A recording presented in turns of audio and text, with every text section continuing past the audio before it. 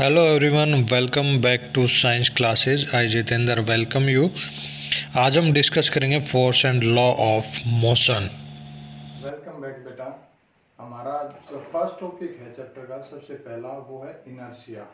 Inertia होता है कि कोई भी ऑब्जेक्ट है वो जिस भी स्टेट में है, चाहे वो रेस्ट पे है चाहे वो मोशन में है, जिस भी डायरेक्शन में मूव कर रही है, तो वो जो उसकी इनिशियल स्टेट है, ठीक है, जहां पे वो एट प्रेजेंट है जिस स्टेट में, वो उसी स्टेट में रहने की कोशिश करती है। जब कोई एक्सटर्नल फैक्टर, एक्सटर्नल फोर्स उस पर अप्लाई होता है तो वो उसका अपोज करती है। उस अपोज की कैरेक्टरिस्टिक को, जो अपोज करना है, उसको बोलते हैं हम इनर्शिया। तो डेफिनेशन क्या होगी इसकी? डेफिनेशन ये होगी, it is the property of a body और an object to oppose any change in its state of rest, motion और डायरेक्शन। कि अपोज करेगी, ये प्रॉपर्टी होती है बेटा किसी भी ऑब्जेक्ट की। देखो सभी ऑब्जेक्ट के अंदर होगी, ठीक है, सभी फिजिकल जितनी भी ऑब्जेक्ट होंगी सभी के अंदर होती है इनर्शिया।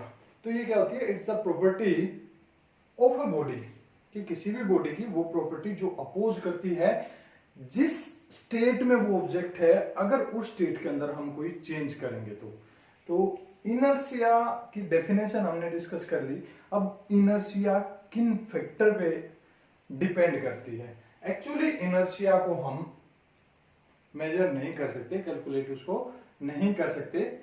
तो पता कैसे लगेगा कि किसकी इनर्शिया कितनी है, किस ऑब्जेक्ट में कितनी है? तो जो इनर्शिया है, मास और इनर्शिया दोनों को कंपेयर करते हैं, ठीक है। क्या करते हैं? मास और इनर्शिया दोनों को कंपेयर करते हैं। तो इसके बारे में कुछ फैक्ट हैं, कुछ पॉइंट हैं, ठीक है, इसकी कुछ टाइप हैं, तो उनको हम यहाँ पे डिस्कस करेंगे। तो पहले हम इसके टाइप को ही डिस्कस कर लेते हैं। टाइप, कितने टाइप हैं? टाइप्स ऑफ इनर्शिया वो है 3 टाइप। टाइप ऑफ इनर्शिया कितने टाइप हैं? 3 टाइप। कितने बेटा? 3। पहला है इनर्शिया ऑफ रेस्ट। क्या है? Inertia of rest. दूसरा है inertia of motion. Inertia of motion. और तीसरा है इनर्शिया ऑफ डायरेक्शन। क्या है बेटा? Inertia of direction.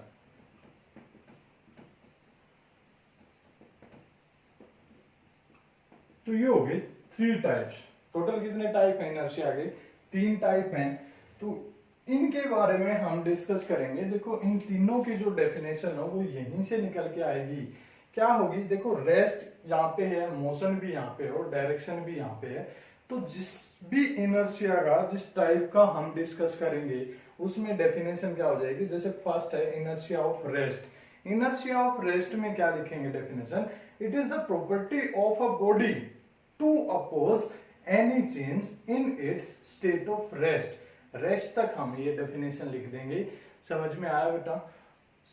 अब इसके एग्जाम्पल की बात करते हैं। क्या एग्जाम्पल की बात करते हैं तो हम एक हमारी डेली लाइफ का एग्जाम्पल ले लेते हैं कि कोई भी व्हीकल है, ठीक है, कोई कार है, हम उसके अंदर बैठे। कार कहाँ है? रेस्ट पे है, ठीक है, एक जगह पे खड़ी है। सडन वो स्टार्ट करते हैं उसको, ड्राइवर एकदम से स्टार्ट करता है, उसकी रेस के ऊपर पैर रखता है, मीन्स एक्सीलेटर को दबाता है, तो वो एकदम से मूव करेगी। तो एकदम से जब कार ने मूव किया तो हमारी बॉडी बैक साइड जाती है। रीजन क्या होता है उसका? रीजन क्या हुआ? क्योंकि जो कार है वो आगे की तरफ मूव करी, तो हमारी बॉडी रेस्ट पे थी, वो रेस्ट पे ही रहने की कोशिश करती है। तो जिस डायरेक्शन में वो फोर्स लगा, ठीक है, उसके अपोजिट हमारी बॉडी क्या होगा? एक एक्शन का रिएक्शन होगा। यानी कि अगर जो कार है, मान लो ये कार है, ये हम बैठे हुए हैं, कार ने उस साइड मूव किया, ठीक है, तो वो आगे की तरफ मूव करेगी, तो अपोजिट डायरेक्शन में क्या लगेगा उस पर? इनर्शिया। तो हमारी बॉडी बैक साइड जाएगी, ठीक है। तो फर्स्ट एग्जांपल ये कार का हो गया, ठीक है, कि जब कोई पैसेंजर बैठा है और सडनली वो व्हीकल, वो कार है या बस है, कुछ भी है, अगर वो स्टार्ट हो जाए तो पैसेंजर है वो बैक साइड गिरता है, ठीक है, बैक साइड जाता है। अगर ज्यादा एक्सीलेशन है वहां पे तो वो गिर भी सकता है, अदरवाइज वो नॉर्मली बैक साइड जाएगा। तो ये एग्जांपल हो गया हमारा इनर्शिया ऑफ रेस्ट का। ठीक है बेटा। दूसरा इनर्शिया ऑफ मोशन की जब हम बात करते हैं, इनर्शिया ऑफ मोशन में क्या होगा, it is the property of a body to oppose any change in its state of motion. अब रेस्ट में आएगा क्योंकि रेस्ट हमने डिस्कस कर लिया, अब आएगा in its state of motion. तो दोबारा से मैं रिपीट कर देता हूं, it is the property of a body to oppose any change in its state of motion. ठीक है, वो हो गई हमारी डेफिनेशन किसकी, इनर्शिया ऑफ मोशन के बेटा। एग्जाम्पल क्या है, सेम एग्जाम्पल करते हैं। कार हमारी स्टार्ट हो चुकी है, वो मूव कर रही है अभी, ठीक है, रन कर रही है कहां पे, रोड के ऊपर। अब एकदम से उसके ब्रेक लगाए जाए, ठीक है, एकदम से सडन ब्रेक लगा दिया हम ड्राइवर ने, तो क्या होगा, हमारी बॉडी आगे की तरफ जाती है। रीजन क्या होता है उसका, क्योंकि ब्रेक लगाया तो वो क्या होगी, रेस्ट पे आई, लेकिन वो पहले किस में थी, मोशन में थी। तो हमारी बॉडी चाहेगी कि वो अब भी मोशन में रहे, ठीक है। तो वो क्या करती है, मोशन में रहने के लिए उसको आगे जाना पड़ेगा, यानी कि मूव करती है। मान लो ये रेफरेंस पॉइंट हो गया, ये मूव कर रही है, यहाँ पे आगे ब्रेक लगाए तो बॉडी क्या चाहती है कि वो मूव करे, तो वो आगे की तरफ जाएगी, लेकिन कार वहीं पे रुक जाती है। इसलिए जब बस का ड्राइवर, आपने देखा होगा, जब बस में हम जाते हैं एकदम से ब्रेक लगता है तो जितने भी पैसेंजर होते हैं वो आगे की तरफ गिरते हैं या आगे की तरफ जाते हैं, ठीक है, एक उनको झटका फील होता है, ठीक है। तो ये हो गया हमारी इनर्शिया ऑफ मोशन। तीसरा है inertia of direction. Same definition को रिपीट करेंगे हम, it is the property of a body to oppose any change in its direction, in its direction, ठीक है। तो एग्जाम्पल की जब हम बात करते हैं, मान लो कोई भी व्हीकल है, वो मूव कर रहा है और एकदम से टर्न आ जाए, और एकदम से जैसे वो टर्न लेता है, मान लो ये व्हीकल आ रहा है आपकी तरफ, इसने एकदम से राइट टर्न लिया, तो जो पैसेंजर बैठा है सीट पे वो किस तरफ जाता है, लेफ्ट साइड जाता है। हम नॉर्मली हमारी स्कूल बसेस में भी देखते हैं, हम जैसे बैठे हैं और एकदम से स्कूल बस जब आरपी की तरफ मुड़ती है, लेफ्ट साइड टर्न लेती है, ठीक है, रोहतक की तरफ से आई और लेफ्ट साइड टर्न लिया, तो पैसेंजर किस तरफ जाएंगे, राइट साइड जाएंगे, क्योंकि वो क्या करते हैं, उस डायरेक्शन में जो टर्न लिया है उसका अपोज करेंगे। तो वो अपोजिट साइड क्या होगा, हमारी बॉडी मूव करेगी, ठीक है, हमारी बॉडी के अंदर मूवमेंट होगी। तो ये थे हमारे इनर्शिया और टाइप ऑफ इनर्शिया। अब इसके कुछ इंपोर्टेंट पॉइंट हम नोट कर लेते हैं। तो पहला पॉइंट ये है, फर्स्ट पॉइंट नोट कर लेना बेटा, कि इनर्शिया को मेजर नहीं किया जा सकता, उसको कैलकुलेट नहीं किया जा सकता। Inertia can not be measured, inertia can not be measured, inertia can not be measured.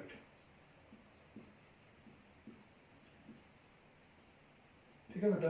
अब कुछ क्या करते हैं, इस कैन नॉट को कांट लिख देते हैं, ठीक है। वैसे तो कैन नॉट और कांट का मीनिंग सेम होता है, लेकिन जब हेल्पिंग वर्ब से पहले सब्जेक्ट दिया हो तो हम कैन नॉट को कांट नहीं लिख सकते, वो गलत होगा बेटा। अगर ग्रामेटिकल एरर की हम बात करते हैं तो कैन नॉट को कांट हम नहीं लिखेंगे, ठीक है। मोस्ट ऑफ हम कर देते हैं, लेकिन अगर हेल्पिंग वर्ब से पहले सब्जेक्ट दिया तो नहीं लिखेंगे, ये बात ध्यान रखना, मोस्ट ऑफ ये गलती करते हैं। सेकंड पॉइंट, इनर्शिया का रिलेशन शो करते हैं किससे, मास से। क्या होता है वो रिलेशन, वो देख लो कि जो इनर्शिया है वो डायरेक्टली प्रोपोर्शनल होता है किसके, मास के। तो मास क्या है, mass is the measure of inertia. Mass क्या है, mass is the measure of inertia, mass is the measure of inertia, ठीक है। यानी कि जो इनर्शिया हो गया वो है हमारा डायरेक्टली प्रोपोर्शनल किसके, मास के। दो ऑब्जेक्ट को जब हम कंपेयर करते हैं, सेम साइज की ऑब्जेक्ट हैं, एक हमारी रबर बॉल है, एक हमारी आयरन की बॉल है, ठीक है। मास किसका ज्यादा होगा, रबर का या आयरन का, आयरन का ज्यादा होगा बेटा, सभी को पता है। तो इनर्शिया किसका ज्यादा हुआ, वहां पे जो आयरन बॉल है उसका इनर्शिया ज्यादा होगा, ठीक है। इनर्शिया के इफेक्ट को ओवरकम करने के लिए हमें क्या लगाना पड़ेगा, उससे ज्यादा फोर्स लगाना पड़ेगा, ठीक है, तभी वो चीज अगर रेस्ट में है तो मोशन में आएगी, मोशन में है तो उसको रेस्ट में लेके आना है, तो जितना उसका इनर्शिया उससे ज्यादा हमें उसके ऊपर फोर्स अप्लाई करना पड़ेगा। सेम डायरेक्शन को चेंज करने के लिए भी उस पर इनर्शिया से ज्यादा फोर्स हम अप्लाई करेंगे, तो एक्सटर्नल फोर्स हमें उसके ऊपर अप्लाई करना पड़ेगा। तो मान लो एक रबर बॉल है, एक हमारी आयरन बॉल है, दोनों रेस्ट पे हैं, ठीक है, एक पे हमने किक लगाई उसको मोशन में लाने के लिए, दोनों रेस्ट पे थी तो मोशन में लाने के लिए हमने हल्का सा पैर लगाया तो वो मोशन में आ जाएगी। दूसरा हमारा रबर बॉल है, सेम साइज है उसका भी, ठीक है, लेकिन उसको मोशन में लाने के लिए हमने थोड़ा सा ज्यादा फोर्स लगाना पड़ेगा, ठीक है, किक में हमारा फोर्स है वो ज्यादा होना चाहिए एज कम्पेयर टू जो हमने रबर बॉल पे अप्लाई किया, तभी वो मोशन में आएगी, अदरवाइज नहीं आएगी, ठीक है, हमें इंजरी हो सकती है उस टाइम पे। तो ये था हमारा इनर्शिया का टॉपिक। अब हमारा नेक्स्ट टॉपिक है बेटा कि फोर्स के बारे में पढ़ेंगे, उससे लीनियर मोमेंटम के बारे में हम डिस्कस करेंगे। तो ये हमारा इनर्शिया का टॉपिक पूरा हो चुका है बेटा। Have a good day. Welcome back बेटा। हमारा नेक्स्ट टॉपिक है फोर्स। क्या है? फोर्स। देखो, इससे पहला टॉपिक था हमारा इनर्शिया। अब इनर्शिया क्या कर रहा था? अपोज कर रहा था उसकी स्टेट में चेंज ना हो। अगर वो रेस्ट पे है तो रेस्ट में रहे, अगर वो मोशन में है तो मोशन में रहे, जिस डायरेक्शन में वो जा रही है उसी डायरेक्शन में वो मूव करती रहे, ठीक है। अब फोर्स कहाँ से आया? तो जो इनर्शिया है उसको ओवरकम करने के लिए, ठीक है, उस अपोज को खत्म करने के लिए हमें क्या करना पड़ेगा? उसके ऊपर एक पुल या पुश करना पड़ेगा उस ऑब्जेक्ट को, ठीक है, जिसके इनर्शिया को हमने ओवरकम करना है। तो डेफिनेशन क्या लिखेंगे फोर्स की? अगर इनर्शिया से कंपेयर करके हम एक डेफिनेशन लिखें तो वो क्या होगा? द पुल और पुश, द पुल और push on any object to overcome on any object to overcome inertia of that object, inertia of that object, ठीक है। तो द पुल और पुश यानी कि उसको खींचना पड़ेगा या फिर उसको धक्का देना पड़ेगा। क्या करने के लिए? उसका जितना भी इनर्शिया है उस ऑब्जेक्ट में, जितना भी इनर्शिया है उसको ओवरकम करने के लिए, खत्म करने के लिए। अगर हमने उसको पुल या पुश नहीं किया, ठीक है, जो फोर्स अप्लाई होगा वो क्या होना चाहिए? ग्रेटर देन द इनर्शिया, कि इनर्शिया से ज्यादा होना चाहिए, अदरवाइज वो चीज हमारी रेस्ट पे है तो रेस्ट पे ही रहेगी, मोशन में है तो मोशन में ही रहेगी, उसके ऊपर कोई इफेक्ट नहीं होगा। तो उसके इनर्शिया को खत्म करने के लिए इनर्शिया से ज्यादा हमने उसके ऊपर फोर्स लगाना पड़ेगा। तो क्वेश्चन यहाँ पे ये आता है कि इज इनर्शिया फोर्स, कि इनर्शिया एक फोर्स है या नहीं है? तो बेटा हम कह सकते हैं कि yes, inertia is the force that kept the object in same state in which it is when any external force will apply on it। कि बाहर से जब कोई फोर्स उसके ऊपर अप्लाई होता है तो इनर्शिया वो फोर्स है जो उस बाहर वाले फोर्स का अपोज करके क्या करती है? उस ऑब्जेक्ट को उसी स्टेट में रखती है जिसमें वो पहले से है। अगर वो रेस्ट में है तो रेस्ट पे रखेगी, और अगर वो मोशन में है तो मोशन में रखेगी, जिस डायरेक्शन में है उसी डायरेक्शन में रखेगी। अब एक डेफिनेशन तो ये होगी फोर्स की। दूसरी डेफिनेशन की जब मैं बात करता हूं तो वो क्या है बेटा? Second definition. तो सेकंड डेफिनेशन है द फोर्स इज अ पुल और पुश। तो लिख सकते हैं हम इट इज अ पुल और पुश दैट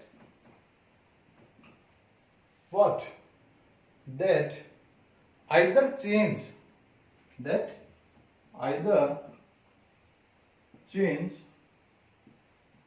or और बेटा या तो ये चेंज कर दे या कोशिश करे उसको चेंज करने की, either tend to change, either tend to change the state of, change the state of क्या,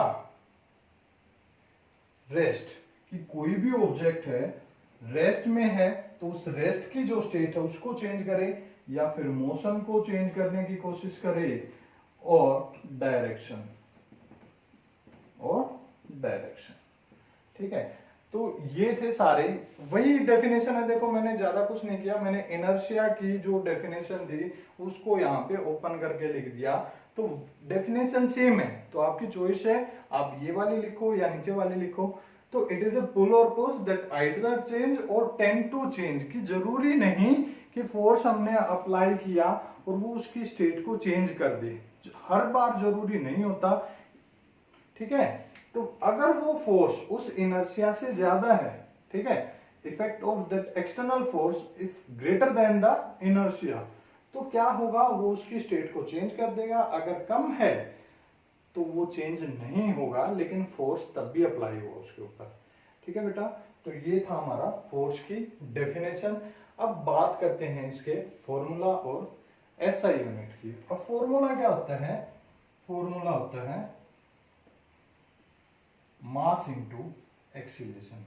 क्या होगा बेटा, मास इनटू एक्सीलरेशन वो होता है फोर्स के इक्वल, किसके इक्वल, फोर्स की। अब फोर्स क्या है, कैसी क्वांटिटी है, वेक्टर है या स्केलर है।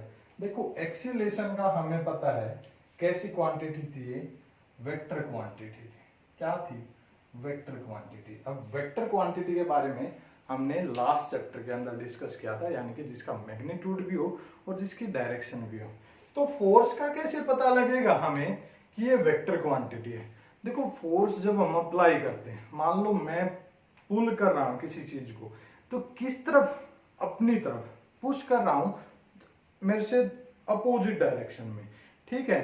तो फोर्स है वो हम नोटिस करेंगे तो हमेशा एक पर्टिकुलर डायरेक्शन में हम अप्लाई करते हैं। तो डायरेक्शन जहां पे हो जाए, ठीक है, मैग्नीट्यूड जिसका हो जाए, वो क्या होगा, वेक्टर क्वांटिटी होगा।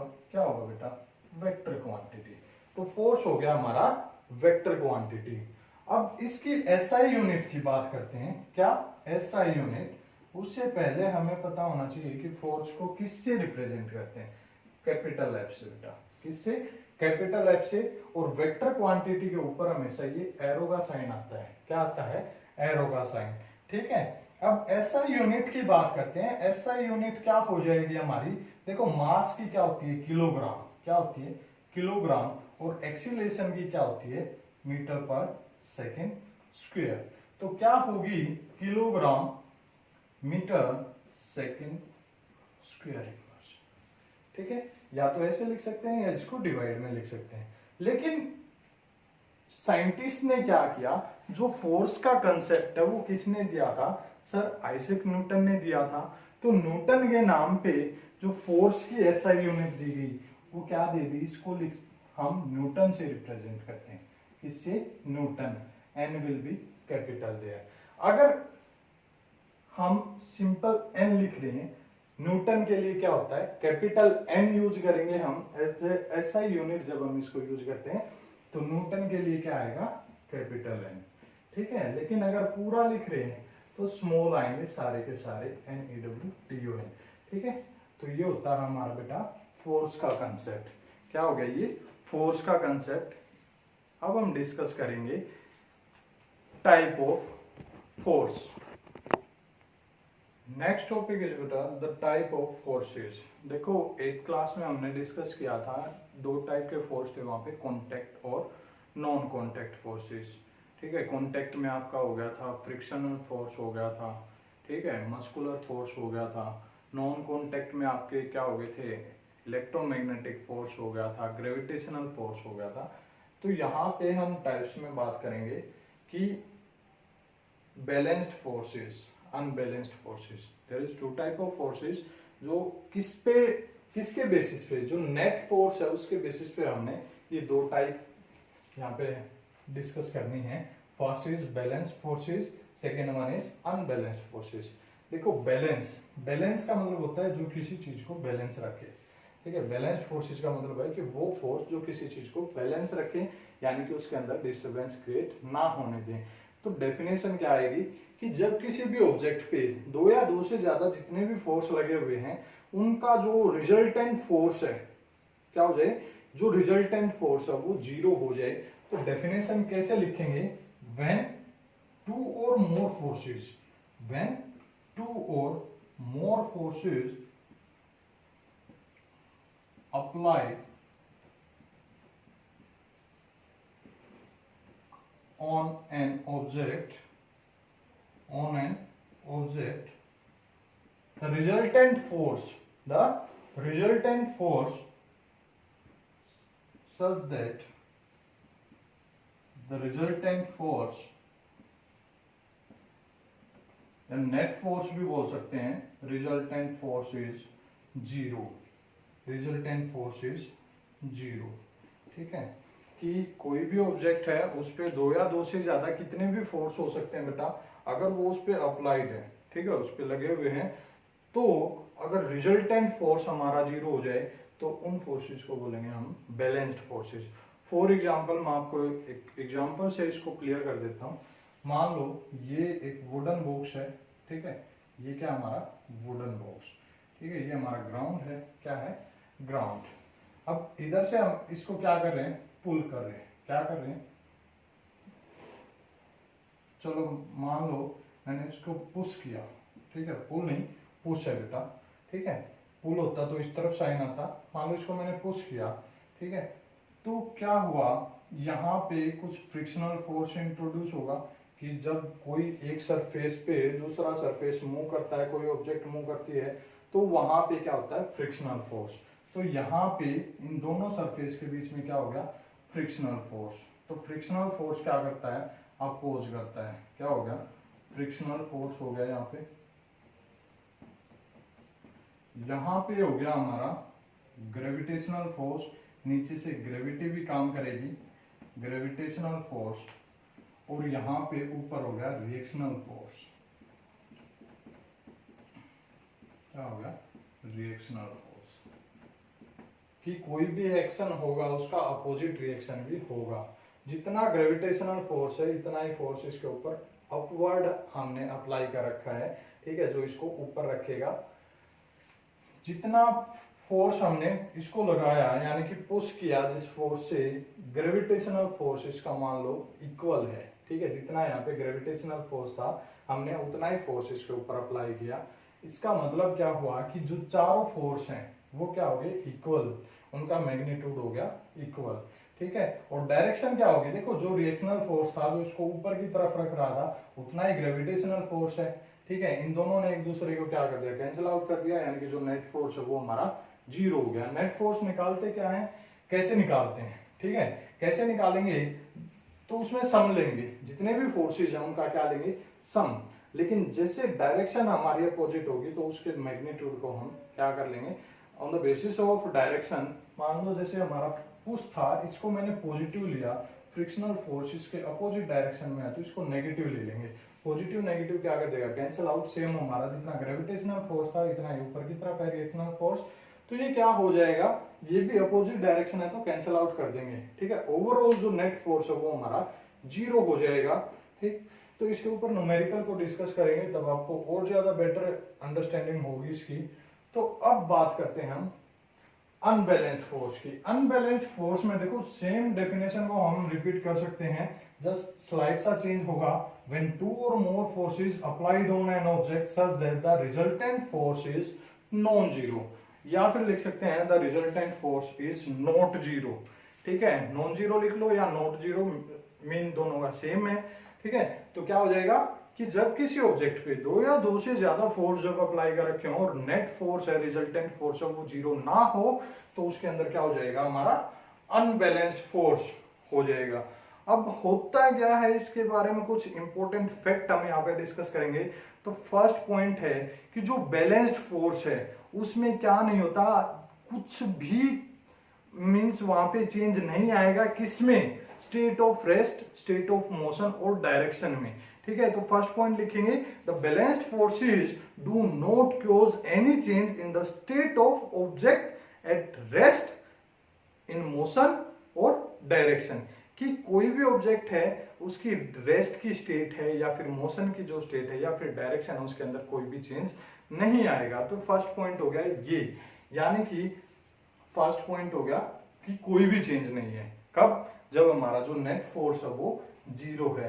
तो एफ नेट यानी कि नेट फोर्स अगर जीरो हो गया, ठीक है, कोई भी उसके अंदर चेंज नहीं आया, वो रेस्ट पे थी तो रेस्ट में रही, मोशन में थी तो मोशन में रही, जिस डायरेक्शन में मूव कर रही है उसी डायरेक्शन में मूव कर रही है, तो नेट फोर्स हमारा जीरो होने का मीन क्या है, क्या इंफॉर्मेशन हमें मिली? इससे इंफॉर्मेशन हमें ये मिली कि एफ जीरो है। ठीक है, और ये क्या होता है? Mass into acceleration. क्या होता है? Mass into acceleration. But mass कभी जीरो नहीं होता। इसका मतलब क्या हुआ कि इसका एक्सीलरेशन जीरो है। एक्सीलरेशन जीरो कब होता है बेटा? जब उसकी वेलोसिटी है वो क्या हो जाए? कांस्टेंट हो जाए। वेलोसिटी क्या होगी? कांस्टेंट। क्योंकि एक्सीलरेशन क्या होता है? Change in velocity per unit time, कि जिस रेट से वेलोसिटी चेंज होती है वो एक्सीलरेशन होता है। अब वेलोसिटी चेंज ही नहीं होगी, मींस वो कांस्टेंट होगी, फिक्स होगी, तो एक्सीलरेशन क्या हो जाएगा? हमारा जीरो हो जाएगा। ठीक है, तो फर्स्ट जो पॉइंट था उससे क्या आइडिया मिल गया कि अगर नेट फोर्स जीरो है तो इसका मतलब क्या है कि उसका एक्सीलरेशन जीरो है, वेलोसिटी है वो कांस्टेंट है। यानी कि जो उसकी वेलोसिटी है, मींस रेस्ट पे है तो वेलोसिटी जीरो है। ठीक है, तो वो जीरो ही रहेगी। अगर वो मूव कर रहा है, जिस वेलोसिटी से मूव कर रहा है उसी वेलोसिटी से वो मूव करता रहेगा, और जिस डायरेक्शन में है वो डायरेक्शन भी उसकी सेम रहेगी। दूसरा जो बैलेंस्ड फोर्स है वो शेप चेंज कर सकते हैं। मान लो आपने एक रबर बैंड लिया, उसको स्ट्रेच कर दिया दोनों साइड से इक्वल फोर्स से, तो शेप चेंज होगी। कंप्रेस कर दिया किसी चीज को तो भी शेप चेंज होगी।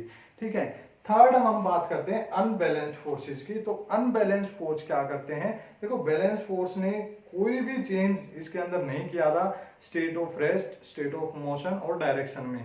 लेकिन अनबैलेंस्ड फोर्स वो क्या करेंगे? Unbalanced force always cause a change in state of rest, motion और डायरेक्शन। वो हमेशा अगर कोई ऑब्जेक्ट रेस्ट में है तो उसको मोशन में लाएंगे, और अगर वो मोशन में है तो उसको रेस्ट में ला सकते हैं। ठीक है, उसकी डायरेक्शन को भी चेंज कर सकते हैं। इसका मतलब क्या हुआ? अनबैलेंस्ड फोर्सेस की मैं बात कर रहा हूं।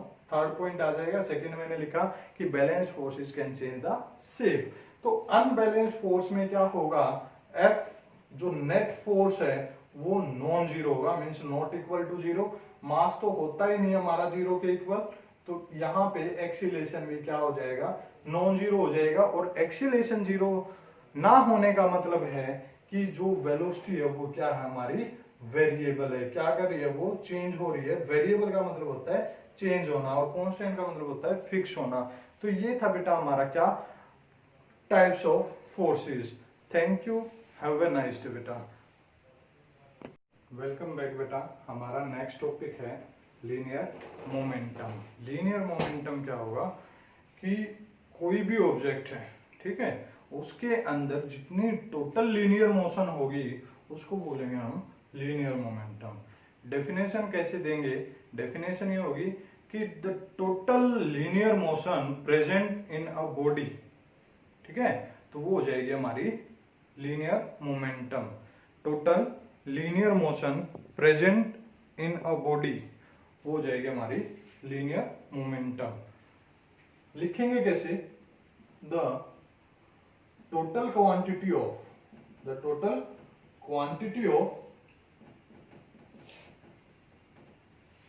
लीनियर मोशन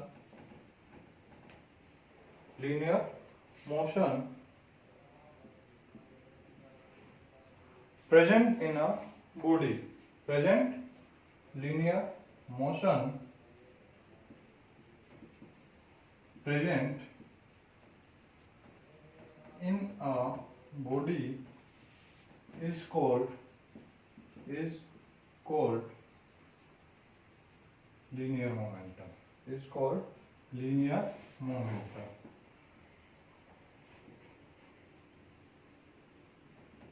तो ये होगी हमारी डेफिनेशन कि कोई भी ऑब्जेक्ट है, कोई भी बॉडी है, उसके अंदर कितनी क्वांटिटी है किसकी, लीनियर मोशन की, तो वो हो जाएगा हमारा लीनियर मोमेंटम। अब इसी को अगर न्यूमेरिकली हम देखें, ठीक है, लीनियर मोमेंटम की जब न्यूमेरिकल डेफिनेशन हम देखेंगे तो वो क्या हो जाएगा, वो हो जाएगा बेटा न्यूमेरिकल डेफिनेशन की मैं बात कर रहा हूँ, यहाँ पे चॉइस नहीं दे रहा हूँ आपको कि ये लिखनी है या दूसरी लिखनी है, ठीक है, मैं यहाँ पे मेंशन भी कर देता हूँ कि न्यूमेरिकल डेफिनेशन क्या होगी, न्यूमेरिकली आप कैसे डिफाइन करोगे उसको, ठीक है, न्यूमेरिकली डिफाइन करेंगे तो क्या लिखेंगे, the linear momentum is the product of, linear momentum it is the product of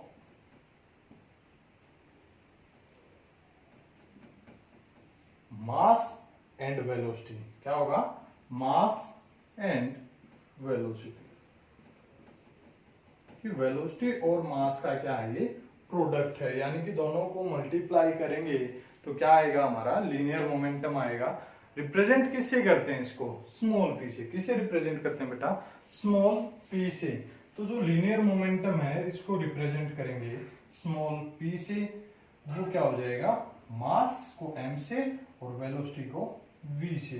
अब देखो हमें पता है कि वेलोसिटी कैसी क्वांटिटी है, क्या है, वेक्टर क्वांटिटी है, ठीक है, क्या है, वेक्टर क्वांटिटी। सेम हमारा लीनियर मोमेंटम है वो भी क्या हो जाएगा, हमारा वेक्टर क्वांटिटी, क्योंकि क्या है यहाँ पे, the total quantity of linear motion, और मोशन किससे जुड़ी हुई है यहाँ पे, वेलोसिटी से। तो क्या हो जाएगा, हमारा जो लीनियर मोमेंटम है वो हो गया हमारा वेक्टर क्वांटिटी, यानी कि एक डायरेक्शन में मोशन हो रही है, एक फिक्स डायरेक्शन में मूव कर रही है कोई भी बॉडी, ठीक है, फिक्स डायरेक्शन में। तो वेलोसिटी से जुड़ गई, जो मोमेंटम है वो वेलोसिटी से जुड़ा है यहाँ पे, ठीक है, वेलोसिटी से रिलेटेड है, तो वो क्या हो गया हमारा वेक्टर क्वांटिटी। आप सिर्फ इतना जान लो, हायर क्लासेस में आप जानोगे कि ये मास है हमारा स्केलर क्वांटिटी है, वेलोसिटी है वो वेक्टर क्वांटिटी है।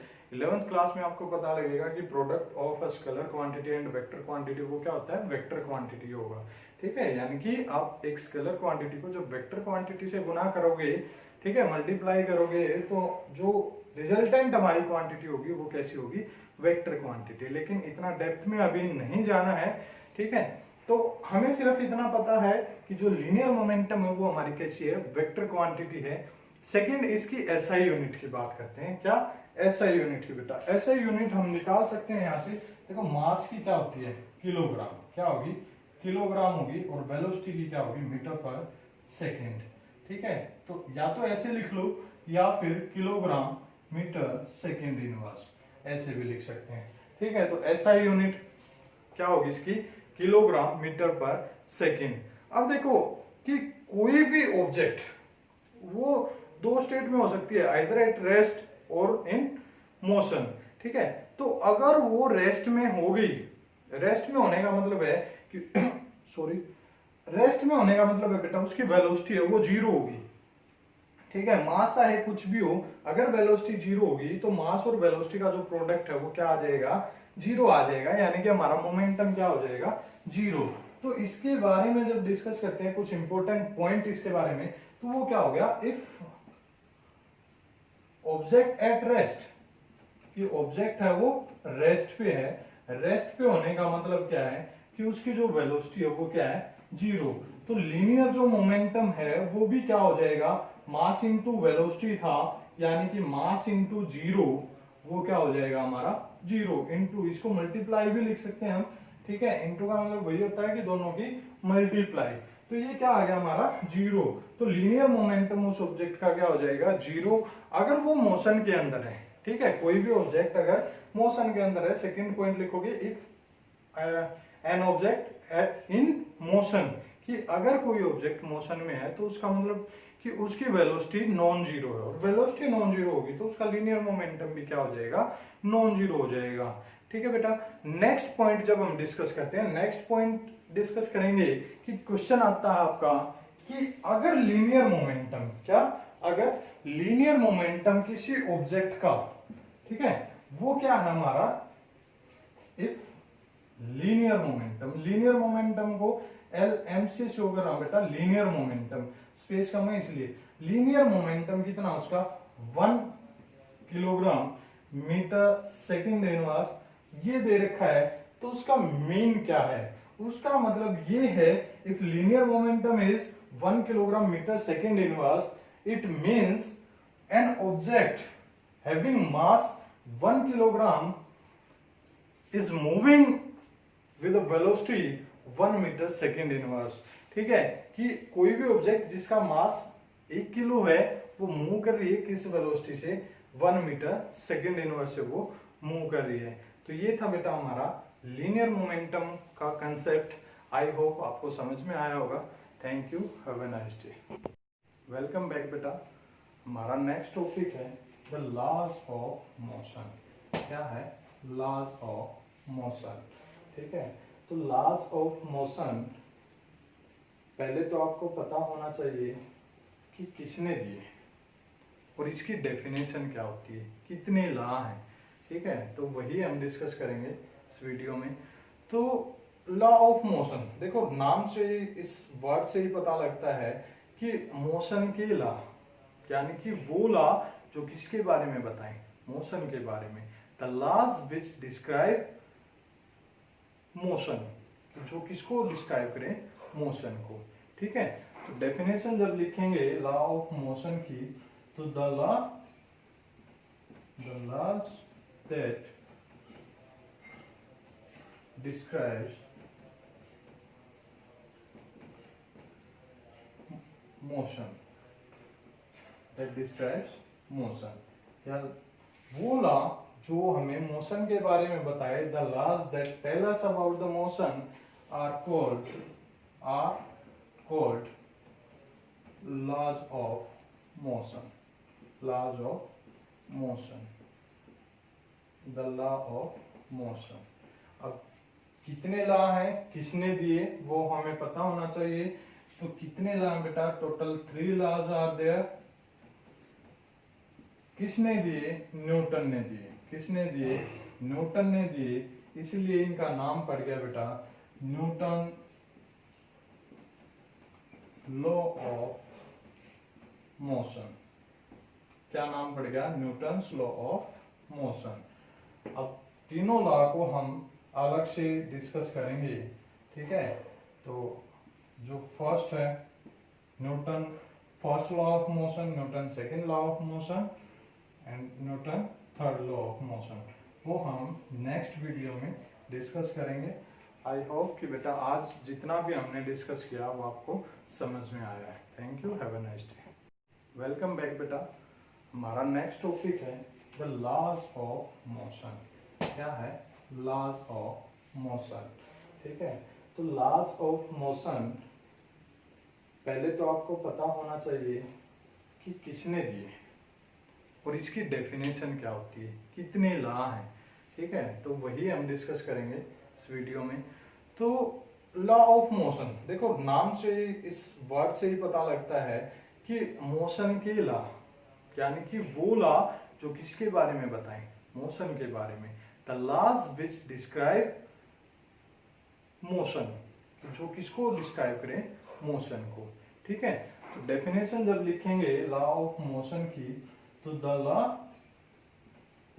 Laws that describes motion, that describes motion, या वो लॉ जो हमें मोशन के बारे में बताए, the laws that tell us about the motion are called laws of motion. Laws of motion, the law of motion. अब कितने लॉ हैं, किसने दिए, वो हमें पता होना चाहिए। तो कितने लॉ हैं बेटा? Total 3 laws are there. किसने दिए? न्यूटन ने दिए। किसने दिए? न्यूटन ने दिए, इसलिए इनका नाम पड़ गया बेटा न्यूटन लॉ ऑफ मोशन। क्या नाम पड़ गया? Newton's law of motion. अब तीनों लॉ को हम अलग से डिस्कस करेंगे। ठीक है, तो जो फर्स्ट है Newton first law of motion, Newton second law of motion and Newton third law of motion, वो हम नेक्स्ट वीडियो में डिस्कस करेंगे। आई होप कि बेटा आज जितना भी हमने डिस्कस किया वो आपको समझ में आया है। Thank you, have a nice day. These are the 3 law of motion. Next video में इनको एक्सप्लेन करेंगे बेटा। लाइक शेयर सब्सक्राइब ज़रूर करें वीडियो को। अगर आपको अच्छी लगी हो तो कमेंट सेक्शन में अपनी कमेंट दें ताकि वीडियो में और